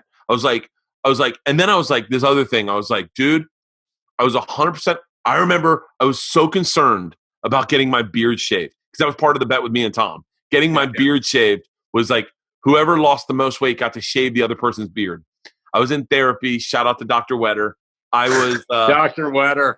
I said to Dr. Wetter, I'm really freaked out about losing my beard. And Dr. Wetter said to me, and this was a shift in the way I saw things. He goes, I wouldn't give a fuck about losing the bet. And I went, what? He goes, as a matter of fact, I'd throw the bet. And I went, what do you mean? And he goes, I'm just playing devil's advocate. Say you lose, right? Say you don't beat Tom. And I went, yeah. And he goes, and Tom shaves your beard. I said, yeah. He said, when they Google that, how do you think they're going to Google it? And I went, I don't know. Do you think they're going to Google Tom Segura shaves guy or Bert Kreischer beard shave? And I went, oh, they'll probably use my name. And he goes, I don't know, man. I think the camera's going to be on you. I think they're going to Google your name. I think if you're talking business to me, I think it does you better to lose the bet. And I went, it sounds like a real fucking LA therapist. He's like, trust me, I used to be an actor. I was trying to. Dude, it was the best advice because I remember going like, okay. So now all of a sudden the bet was like, I wanted to lose weight. I wanted to get out of the BMI, but I wanted to beat Tom, but I didn't have this stress about it anymore because I go, if I don't beat Tom, then I just lose my beard. And then all of a sudden, I think more people will Google me, and I'll probably sell more tickets down the line because people will go, oh, my God, I want to go see him live without a beard. Like in my head, right? Very simple marketing. That would make sense, though. It makes sense. I mean, and they know that, like, you're going to have bits about what it's like to fucking have it. You know, it's like. Yeah, all of a sudden. So when I lost, and by the way, it's the hardest I've ever laughed was Tom shaving my beard. And it was online. It didn't go viral or anything. It wasn't like huge, but the camera is stuck on my face. Like, it's just like a very simple thing where I went, oh. And then I just looked at it and I was like, okay. I was like, I want to be on everything that I think's cool. Fuck television. If I find something cool, I want to be on it. And first person I reached out to was Sean Evans from Hot Ones. Hot Ones had just come out. And I said, dude, I think your show's cool. I want to be on it. He was like, well, we don't do comics. We just do athletes and rappers, but I appreciate it. And I was like, well, dude, I'm a supporter. I'll pimp your shit out every time I can. He was like, thank you. And then all of a sudden one day he called me up and he's like, hey, we're doing comics. You want to be on? And I was like, fuck yes. And so I just seeked out shit I found cool and was like, I'm just going to do that. And that is my business plan. And that with this unwavering, like as broken as my ideas may sound, just be honest. Like, you know, I'm sure that any therapist would go, this is wrong with Bert. He believes selfishness is a way to live life. Well, I don't know that there's anything wrong with, I don't know, but I just go, I'm just going to be honest and tell you my thoughts. And just whatever I thought was funny, it was like, I remember people like didn't like the idea that I took my shirt off at the store. And I was like, yeah, man, I can't really fucking help you with your path. I can do my path, And then you got to rearrange, man. I can't look if you can't follow me because for whatever fucking reason you can't follow a guy with his shirt off. I can't help you with that. And comics, the first ones to shit on something like that. Not that particular, but I'm saying anything you do as a comedian to try to like brand yourself or stand out or anything comics hate. I remember in San Francisco when I was starting out, a couple years in, I thought, I'm going to be this guy. I had this bright orange vest and I wore it one night and it did really well. I'm like, I'm going to always wear my bright orange vest. And I did it for like 3 weeks. And, you know, Moshe Kasher, right? Very funny comic. We used to all come to the San Francisco Punchline on Sundays. That was the local comics night, right? So I went up there in my orange vest, fucking murdered, feeling good, took my vest off because I put it in the green room, hanging out, feeling good. Then Moshe comes up about 40 minutes later on stage and he looks kind of fat. He's wearing like the sweater. He's kind of chunky. And then midway through his set, he zips down his sweater. He has my vest on that I didn't even know he is still on the green room. And the whole crowd loses their mind. And all of a sudden, the guy who was funny is now the fucking idiot in the vest. And I never wore it again. It's like comics will do anything they can to fucking destroy your attempt to, like, you know, separate yourself from the fucking herd, man. So I applaud you for being like, fuck you, man. I'm gonna do it. This is who I am. I'm gonna do it. I think it was, you know, I think that it's like finding your natural voice and just going like, I can't really, I also stopped trying to write. Like if you look at my writing, I think obviously, you know, everything comes down to writing, but if you look at my old writing, I was really doing a derivation of what I thought would do well in crowds. Like I was writing these like I never had the balls to do the Machine story. And I think really honestly, a lot of what changed, a lot of it was me learning for 5 years how to tell the Machine story. It changed the way I wrote jokes. It changed the way I looked at comedy in general. So all of a sudden,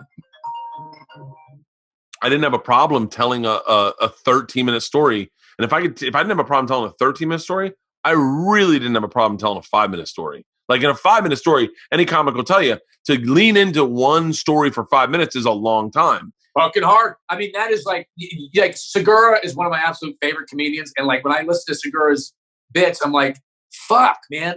Like I'm thinking about what Segura said about that for weeks because he really brings it out, you know? And that's something like, God, I don't know how to do yet. You know, I grew up like worshiping guys like Tosh, where I love these mean, hard jokes, you know? And that was, and Natel, quick jokes, you know? Yeah, me too. And now I would love to be able to do what you and guys like you and Tom and Theo do with these like long stories. And it's like, it's so fucking intimidating to me to do that because you have to be real. It's hard to find, it's really hard.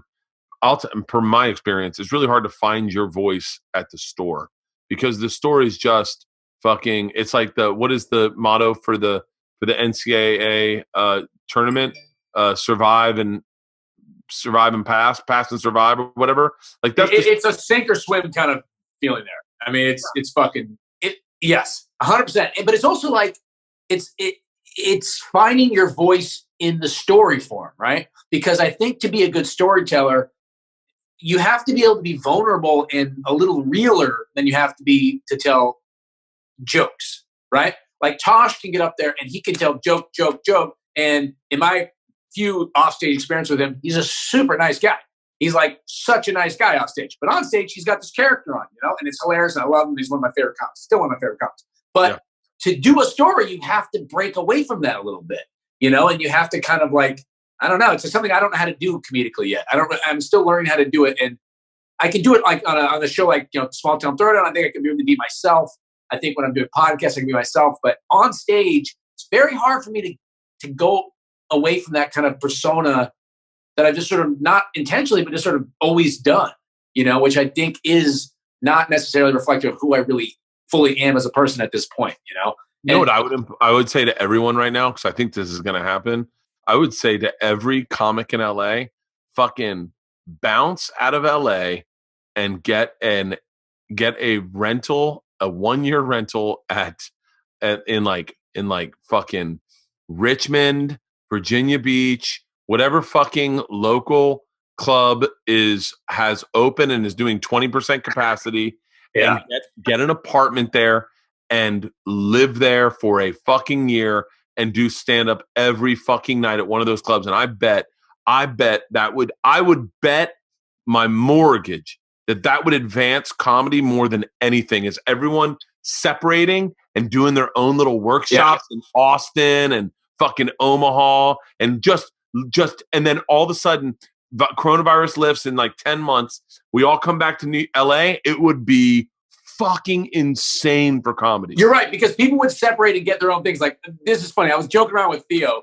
I just started a new podcast this week, and I was joking around with Theo. I was like, you know what I should do for a podcast? I should call it This Past Weekend at Bert Rogan's Mom's House. And I just fucking like, just sort of make it like, you know, like just sort of like fucking, you know, I don't know, find some way to like take the topics that people talk about these and find my own thing on it. And I was like, well, that's not me. That's their shit. I just think the title's fucking hilarious. But like, there is a thing when you're at the store where like guys like you, Theo, Rogan, Tom, you guys are the fucking rock stars, you know? And people are looking at that and then they're sort of like, fuck that whole world. What's going on there? But everyone would serve themselves better, like you're saying, to find your own thing, you know, separate and figure out what makes you special. Like Dan Cummins, who I fucking love, he lives in Idaho, you know, and his career is way bigger than it's ever been before since he left LA, focused on his podcast, and just sort of content, it seems, to create his own universe as opposed to trying to like, you know, be a little sperm trying to get into that Comedy Store egg, you know, which is so fucking hard to do. I'll tell you, man, some guys thrive,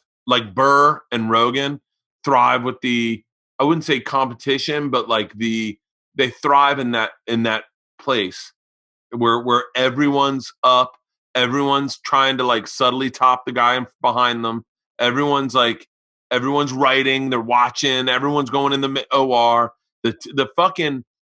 The mentality of the store is great for a lot of people. And I got to be honest with you, it's really great for me at times, but I would be a person that, say I moved to Key West for a year, which I would love to fucking do. And I just did stand up every night drinking cold beers at fucking Sloppy Joe's. And I just ran an open mic that was like 2 hours a night at like sunset.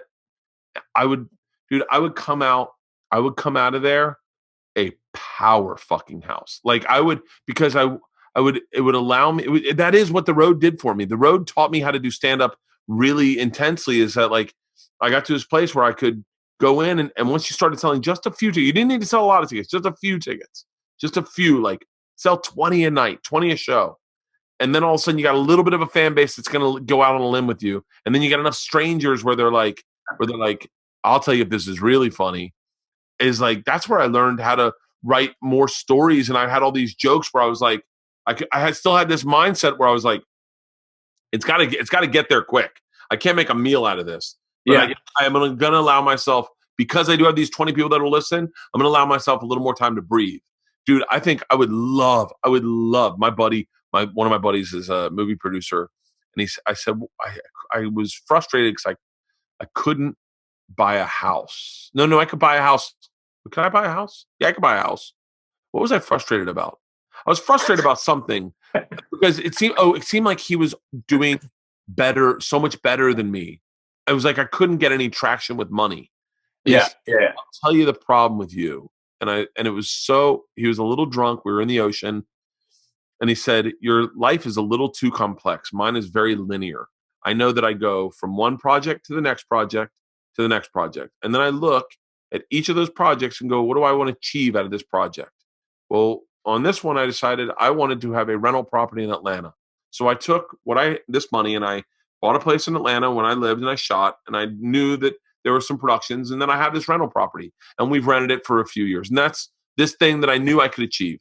The next one is I said I knew I wanted a new house. And I knew that when I was living in London, if I just sized down my budget of what I was living in and I just saved money on spending in London, that I could then afford to move my family into a new house. And that's what I did.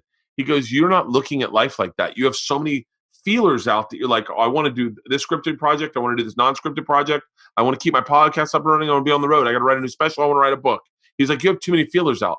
He's like, what's one thing you want? I said, I just so quickly goes, I want to live in Key West. He was like, really? I go, I would love to live in Key West. I would love to. And then he just, in a movie producer's mind, he was like, why shouldn't you? Why couldn't you? He was like, let's think about this. He goes, what if I said Cuba? And I was like, I would love to live in Cuba. He goes, what if I said productions are going up in Cuba? A lot of people are producing movies in Cuba.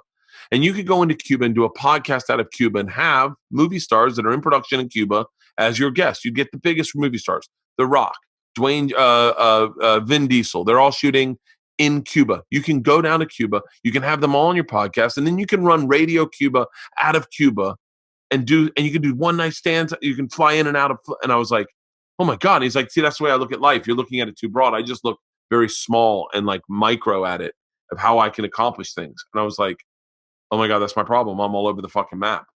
I mean, even in that story, I'm all over the fucking map. But here it gets interesting you're saying that, because I feel exactly in that position now, where like right now I'm promoting Small Town Throwdown, trying to get that show launched. I'm writing a movie. I got a sitcom that I'm writing, and not just sort of like fucking around. Like I've got like, I sold this movie, and I got another script that's like optioned, and I'm like, do that. And then me and my fiance, who's a doctor, we do like a Love Line podcast because she's like a dick surgeon.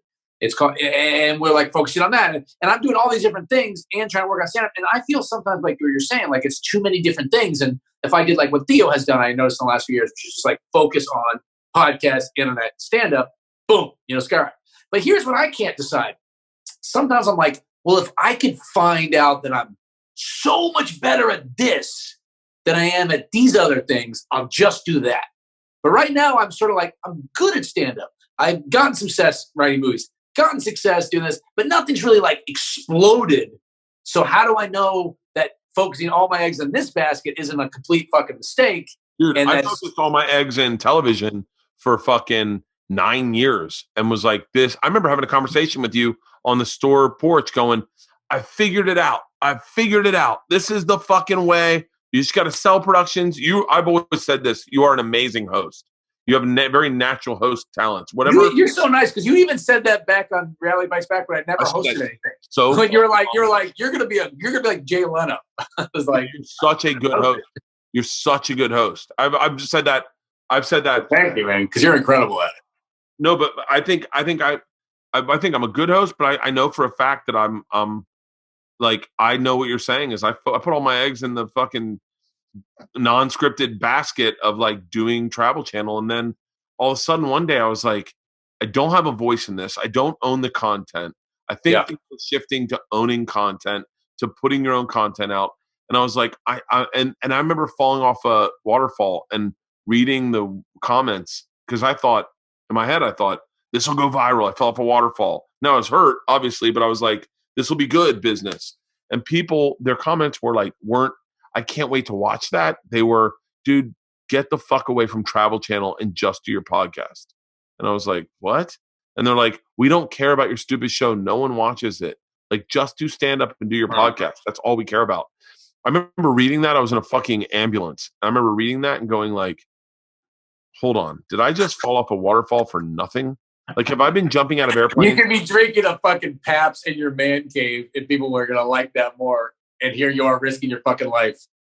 Yeah, all of a sudden, it just became super clear that I was like, and I remember Bill and Rogan and Joey and Tom and Ari. I remember Ari definitively saying this, like just leaning. I remember Joey being like, dude, fuck this podcasting. He's like, fuck everything. It's podcasting.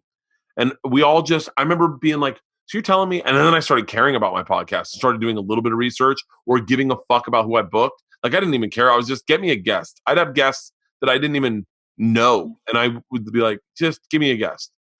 Dude, and then I started caring. And once I started caring, oh, fuck, get the fuck out. It was like, and the podcast, I think, got so much better. And then I was like, but then I got broken. If we're going to be honest, then I got broken. So I was like, double down on podcasts. I'm going to do them. I'm going to add another one. I'm going to do Something's Burning. I'm going to do the podcast. I'm going to do Open Tabs. And then I'm like, I'm going to do one with Segura. I'm going to do one with Bert. And then I feel like I'm like, all right, man, you've done a lot of podcasts. Like, now I'm like, what, think out of the box. And, just like those moments in life where you go, I'm at my wit's end. I'm at my bottom. Dude, when this pandemic started, I've never been more grateful for a podcast in my life. But part of me is like, okay, so like, what's the next step? Like, say touring's taken away, which it is. That where that is for me, I'm like, okay, how do I get, like, podcasting's great. I feel like I'm being creative. It's helping me write. I go, what, like, do I write a script? Do I go back into this industry that I've kind of turned my back on and and host a game show or do another non-scripted project or do a fucking multicam. Like, what is the next step? And I'm trying to figure that out now. Mo, we're all as lost together. But what you said is so interesting because, like, all right, so like small town throwdown here. I've been working on this shit for so fucking long. I was working this with a different producer in 2017 who couldn't even get a pitch with Discovery. Same fucking show. This is what I try to tell people. Like, you have to be tenacious. And that's what I love about comedians. Because it's like what you're saying. Like, you're already successful. You got all this, but your mind is already like, how the fuck, what else do I got to do? You know, we're like, we're so itchy, right? So I had gotten this, it took forever, right? So then 2017 didn't happen. Then I kind of gave up on it. I had sort of been like, and then one day I was talking to some other producers about projects that I never sold that I thought were great. And they're like, oh, that's really good. We should try that. So now here we are, right? And we're just finally getting on TV. Works. Yeah, we're finally getting on TV. But if this thing doesn't do like 100 episodes, it's been an incredible labor of love for no money. Because that's how you got to look at it. You ready for this? So I get done Travel Channel. And I am fucking, I take out a bunch of pitches. I can't even sell a show. No one's interested in selling a show with me. And no one's definitely interested in me hosting a show. I've been in a network and been branded in a network that has been, hang on one second. Yep.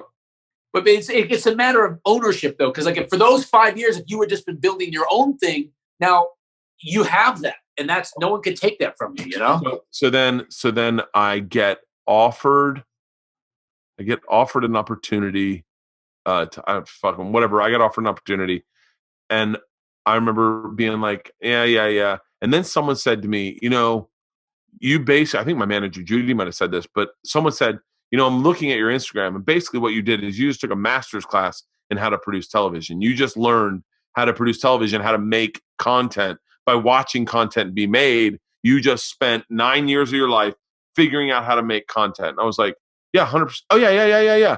And then I saw everything as like, just learn. Like, I would go to Rogan's 10 minutes early because I knew he wasn't going to be there. And I just picked Jamie's brain or Red Band's brain.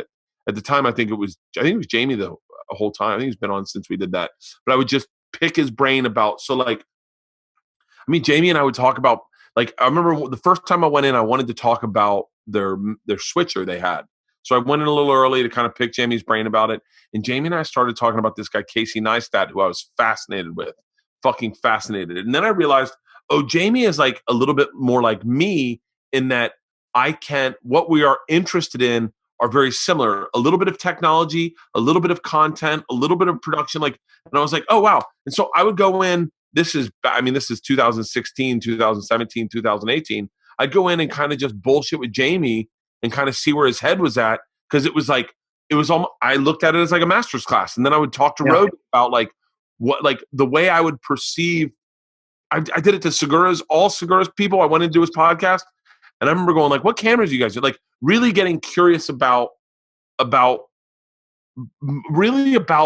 learning. And so when you say, if this doesn't go anywhere, it's been a waste. It's not a waste. It's just a massive, it's you learning. It's you learning how to take something from nothing, take an idea to a piece of paper, to a producer, to a pitch, to sell it, to make it, and then the next time you do this, you'll go, you know what I didn't like? I didn't like that we didn't have a director, or I didn't like that we didn't have hair and makeup, or I didn't like that we, like, and you go, we'll do this again. Go ahead. I was going to say, and remind me to tell you a story about Judy, your manager, and it involves me wanting you to apologize to her on my behalf for something that she probably doesn't even remember ever happened. But you're still with Judy, right? Yeah. Okay. So speaking of things you learned, so Comedy Knockout, that show I created for True TV, right? Yeah.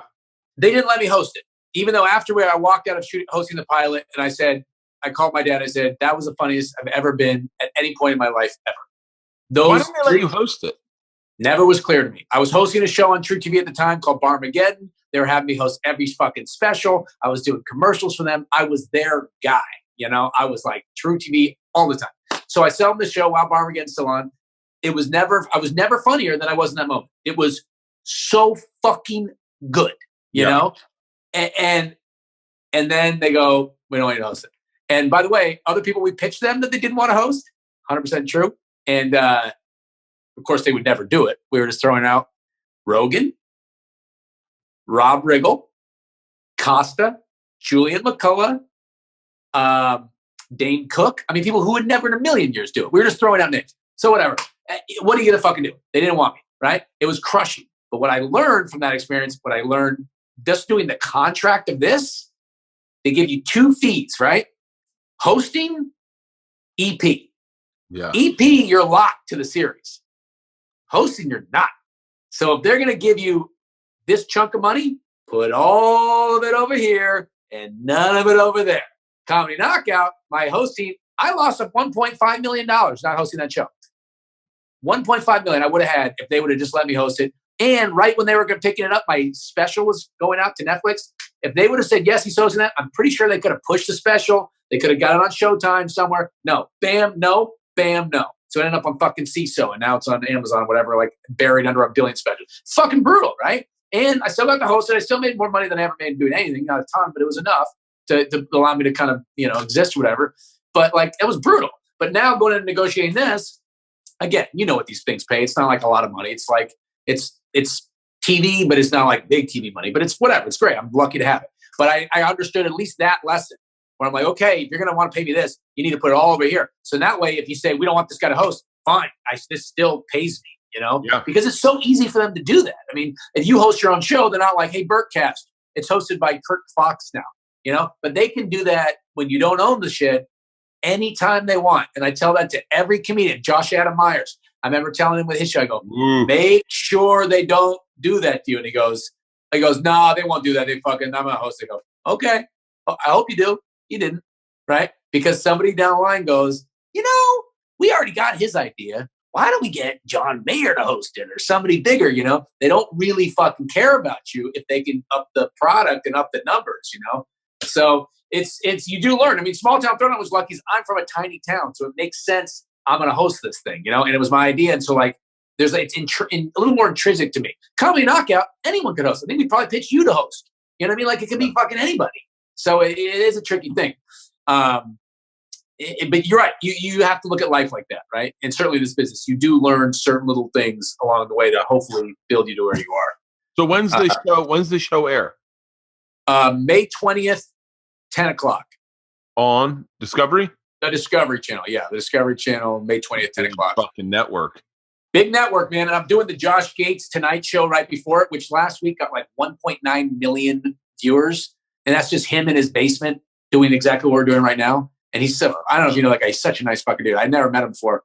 And so I'm going to be on Super that. Big anti-Semite. I mean, he is. His parents were big Nazi, they were Holocaust deniers. And they used to look for, his parents are like, no, I'm totally lying. I'm totally fucking lying. By the way, he's the nicest guy in the fucking world. No, he's such a nice guy. Like, look, even if that was his parents, I wouldn't necessarily hold it against him. No. His parents were like, I think his parents, if I'm not mistaken, I think his parents were explorers, like legit explorers. Like they're big scuba people. I think they were like treasure hunters or something. Oh, that's wild. I didn't know that. Yeah. And this is what he comes at adventure and like everything he's done very naturally. So it's good that he's succeeding. Yeah, I know he was like an archaeology major or something like that. So you can tell. It's like I'm saying, like you can tell when someone is the guy who has to host that. Like they just know the thing. But what's pretty fucking cool about this is I'm writing articles in USA Today for each episode, 2 articles per episode. So I have a article coming out about Lubbock, Texas, known as the most boring town in America, and Appleton, Wisconsin, known as the drunkest town in America. And so it's like I used to write a column in high school, and that was like my big thing. It was so pretentious. It was called Fending Off the Locusts. And it was just the most pretentious fucking bullshit. But it was good, and people liked it, And I this is my fucking showman moment. I gave the speech in our graduation, not for being smart, but just because I don't know. For some reason, because of my column, I got to give the speech, And I fucking worked in it, and my last speech was like, my last line was, and here we are today, about to go out and decide fending off the locusts.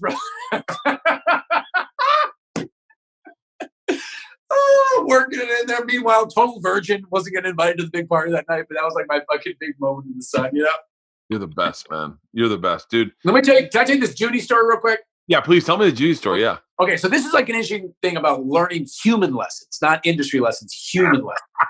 So this is, and again, apologize to Judy on my behalf. I already apologized to her after this happened, but I never knew if she ever remembered it or was still fucking mad about it, or it was so on. 2012, right? Weird year for me. Around 2012, 2013. I was on Chelsea lately all the time. I had gotten my biggest break ever the year before, where I was one of the stars of that primetime sitcom on NBC called Free Agents. It was me, Al Madrigal, Natasha Leggero, Joe Latrulio, Hank Azaria, Catherine Hahn. How does that fail? You know what I mean? It's an incredible fucking cast. If you don't know those names, Google. They're fucking great. And it was the same year Whitney came out, right? And speaking of things you don't know about the industry, we get picked up for 13 episodes. So I know what I'm getting per episode. It's fucking more than I've ever gotten even close, you know, like almost twice as much. I'm talking to Al Madrigal, and we hadn't shot all the episodes yet. We'd shot 8 by the time, or about 4 by the time it started airing, and it was tanking. And people are like, oh, what if they cancel this before we even get through this 13? And Al goes, I talked to my lawyer. I'm guaranteed all the money. I go, really? I call my lawyer and I go, wait, I'm not guaranteed all the money. I go, but Al is. He goes, no, he's not. It doesn't exist. He's not guaranteed that. And I go to Al. He goes, yeah, no, I am. I go, okay. And then I talked to Al afterwards after he got canceled, after we shot 8. He goes, you know, oh my God, you got canceled, right? So anyway, that brings us up to, it got canceled after 4 episodes, which is fucking brutal, man. You think he finally made it. I mean, literally the day it got canceled, I go to the Comedy Store, walking down the fucking, around the parking lot. I happen to realize I'm walking in between Chris D'Elia getting interviewed by TMZ. Right. So they're here. I walk right in the middle without realizing it. And they're saying, so I hear the reruns of Whitney are replacing Free Agents. Oh, wow. I was just like, I went into this huge depression. Right. So I was just like, I was like bitter. I was angry. And I didn't know it at the time, but I look back at my behavior around that time. And I was like, yeah, you didn't handle that well. You know, you didn't handle that well. Right. So at one point I was doing Chelsea lately, and Lonnie Love was on. And Lonnie would always kind of like bash me and make little jokes and whatever. And one time she tried to kiss me on the show. It was like, you know, it was like kind of thing, right? So she was really kind of anxious about an episode because she was going to plug her book, you know? And so everyone that goes, Blondie's going to plug her book. She's going to tell everybody it's under their chairs at some point, right? So I'm thinking, I'm going to make an Oprah joke or something like that, you know? But I didn't really respect the fact that this is a big thing for Lonnie. She's plugging her book, and she's plugging the show The Real, which is still fucking on, right? So I was like, I didn't realize it has nothing to do with me. Just shut the fuck up, let her have the spotlight, right? So of course she plugs the book, and I make some little joke like, oh man, fucking, isn't that Oprah's move or something like, or like you know, like I was like, oh, you fucking hack, like just joking around. But it got laughs, and everyone laughed, whatever. When I got off stage, I thought, oh, that went well, I did great. Lonnie was furious. I walked by, and Judy is there, right? Who I had seen her many times. But because of my just noviceness to the business, I'd only been in LA 3 or 4 years at the time. I didn't know who she was. I knew who Judy Marmel was, the name. I knew Judy Marmel was a huge name in comedy and entertainment. I didn't know her face, right? So I'd met her a million times there. I always thought she was Lonnie's publicist. So I walked backstage, and Judy goes, who I just think is Lonnie's publicist. She goes, and again, I thought it was funny. I thought he did great. I knew Lonnie was pissed, but I'm like, whatever, Lonnie was pissed, but I don't think she's right. And Judy goes, God, that was kind of a dick move. I was like, what? She goes, like, said something like that. What you shouldn't, you know. I go, what the fuck are you talking to me for? Like, shut the, like, fuck. What are you even talking to me? And I just like walked him in here. And then Michael Cox takes me aside and goes, that's Judy Marmel. And she and Lonnie are fucking furious at you. And I'm like, oh, I didn't realize that was, again, Judy Marmel. People are like, oh, that's like a Dave Becky. That's a big name, right? You know? And I was like, shit, isn't they in charge of all the improvs and all the TV? And like, I had just got my show, you know, my show canceled. And needless to say, and Cox, he said to me, he goes, look, I thought you were really fucking funny. I thought people got laughs. You did good. It was one good episode. He goes, Chelsea thought you were funny. I walk out. I go apologize to Lonnie. She won't talk to me. I apologize to Judy. That week, I apologized to Lonnie in the email. She says, okay, it's fine. It's fine. I apologize to Judy. She goes, it's fine. It's fine. Never was booked back on Chelsea again. Ever. And it was none clear to me what happened, but something happened for sure, right? Because it never was in. And other things that I noticed as like, so once that stopped happening, that fucked me up because I was on the road as a Chelsea comic. I was drawing, like you were saying, I was drawing the 30 people to show to keep getting booked, right? They weren't the fan base I wanted. I wasn't giving the act they thought I would give because they thought I was going up there and do kind of Chelsea stuff, but I'm kind of like was up there doing really dark shit at the time, Yeah. But it fucked me up, and it was a real lesson on not having humility, not being able to just be quiet and being egotistical and being narcissistic and bitter, And so, apologize to Judy for me, and I'm curious I'm curious what she says if you tell the story from my perspective and an apology, because I've always wondered. I can't wait to call her and go. I had Mo Mandel on the podcast and hear her first words. Judy will have first words about it. Because here's the thing. I remember somebody telling me, and I don't know if this is true or not, I'm curious what Judy says. Somebody, when I told them the story, goes, when you first moved to town, Judy asked me about you. I think she wanted to sign you. Like, she really liked you. Really? And they said, I don't know if this is true or not. I'm curious what she says about that. Someone's like, no, she's a fan. She likes you. She wanted to sign you. I don't know what you're talking about. So I was like, oh, at least she kind of thinks I'm funny. But then I was like, I wonder if that woman, like, hates me. Like, I was like, did she hate me? Let me know, because I'm curious. Because it was all my fault. I realized, I ran into Ronnie the other day. That we didn't talk about it. We just connected on it. We were just like human beings, but she would, I was my fault. I was a dick. What can you do? I was a mistake. That hindsight is invaluable in this business, but more importantly, and I think every comic would understand what it's like to be nervous, want to do well, and there's so much of it is like, your brain is set up to go like, if I'm not being funny, I'd rather take the risk of being funny than failing. And not knowing what you said, which comes with age, is it's not about me. It's not about me. Like, it's not about me killing right now. But it's such a comedian thing, because even Chris Rock, I was at the Comedy Store. Like, I got to follow Chris Rock right before he did the Oscars, right? And he did some bit. One of them, he really trashed Will Smith's wife, right? Yeah. And I remember talking to one of the writers, and they go, yeah, he's not sure if he wants to do that. He's afraid that's going to hurt his relationship with Will Smith. Because he's a comic and the joke was funny during the Oscars, he fucking did it. He told the joke, and you saw Will Smith and Jada. They didn't look fucking happy, but because he's a comic, you gotta say what you think is funny. And eventually, for good and bad, sometimes, like you're saying, you just gotta be like, it's not worth it. It's not worth how funny you think that is. I don't love pancakes that much. There you go. Exactly. Boom. By the way, I misused that reference, and now it sounds like I don't like black people. But no, pancakes. I don't love that joke. Mo, I love you, brother. Congratulations. Dude, thank you so much for having me. It's a fucking honor to chat with you, man. I love you, man. You're such a supportive dude, and you deserve everything, dude. Continued success. I can't wait to watch the show. I'll call you with notes. Yeah. Give me notes. Please give me notes. Awesome, brother. Thank you. Thanks, dude.